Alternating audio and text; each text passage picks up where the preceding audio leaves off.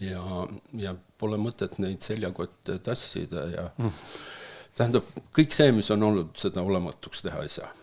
Et siin isegi konstellatsioonides, millest me siis täna hakkame rääkima, on niimoodi, et me ei muuda seda, mis on olnud. Ütleme, meil lihtsalt tekib nagu teine vaade. Me vaatame nagu vaatleja seisukohalt või uuest kohast.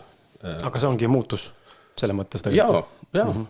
Kui inimene nagu sellest aru saab, ütleme, seda